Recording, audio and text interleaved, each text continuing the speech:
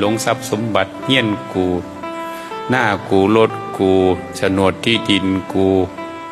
ทรัพย์สมบัติกูสุดท้ายกูก็เอาไปยังน้ำบ่ได้เนนบอกโยมพ่อโยมแม่นางคนนี้มีผู้ใดเอายังมาน้ำเกิดมาเนี่ยอาตมาคือกันมาจากท้องพ่อท้องแม่มีผู้ใดถือกุญแจรถมาน้ำอยู่บอกมีผู้ใดถือโฉนดที่ดินมีผู้ใดเอาผัวเอาเมียมาน้ำอยู่บอก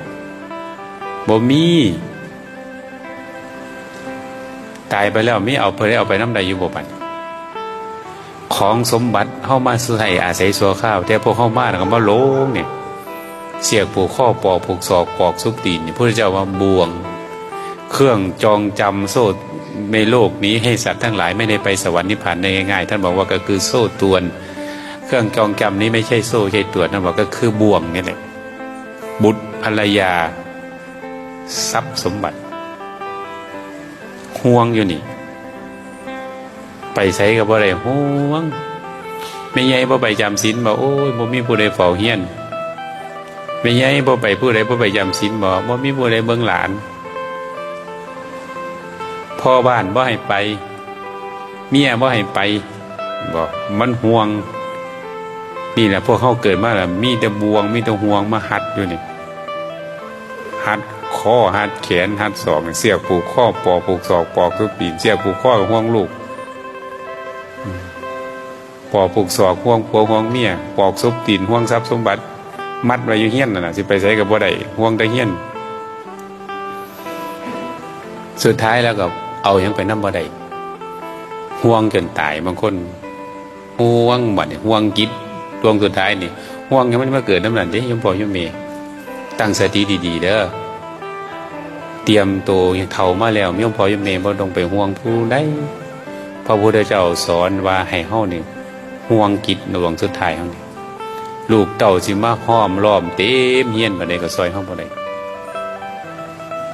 ไผสิมาเมียนใจให้เฮากันเฮาบ่เมียนใจเขามาห้อมอ้อมเตียงเฮานอนนี่ซอยเก็บก็ซอยบ่ได้สิตายเขาก็ซอยบ่ได้สิหลายบ่ได้ลูกหลานหอดวางนั่นบุญบาปเท่านั้นจะเป็นพาเข้าไป4 คนหาม3 คนแห่1 คนนางแค2 คนเข้าไปบุญบาปจิตดวงนี้มันบ่เคยตายมันบ่เคยเกมันบ่เคยตายซะเถื่อเกิดแล้วเกิดดีอยู่นี่เพราะกิเลสตัณหาเพราะความบ่หลงเพราะความบ่รู้ความจริงบ่รู้สัจธรรมบ่รู้ขันธ์ห้าบ่หลงเกิดมาพบใดมันก็บ่หลงพบนั้นยึดพบนั้นติดพบนั้นพระพุทธเจ้าก็เลยสอนพวกเราสอนให้เราเห็นความจริงให้เห็นทุกข์นี่เพิ่นสอนให้เราเห็นทุกข์นี่นึงพวกเราเห็นบ่นี่ทุกข์เกิดมานี่ทุกข์บ่แก่เป็นทุกข์บ่เก็บเป็นทุกข์บ่ตายเป็นทุกข์บ่พัดภาคเป็นทุกข์บ่โศกเศร้าพิไรลำพันธ์เนี่ยเป็นทุกข์บ่นี่สอนให้เราเห็นนี้พอเราเห็นอยู่บ่บัดนี้เบื่อหน่ายบ่อยากมาเกิดอีกบ่บ่ต้องไปหาบ่ต้องไปรู้เอียงแล้วให้รู้ความแก่ความเจ็บความตายว่ามันบ่แม่นของเฮาบังคับบัญชาบ่ได้ตั้งสติไว้ยืนเดินนั่งนอนในพิจารณาย้ำๆซ้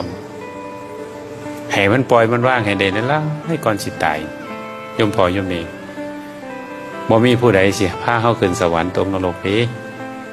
ลูกเต่าเขาก็ทรงได้ฮอดเชิงตะกอนนั่นแหละบาปบุญทุดร้อนทรงได้ฮอดภพหน้าชาติหน้า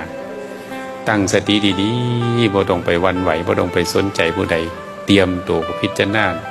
สังขารมันนำมือเสื่อมไป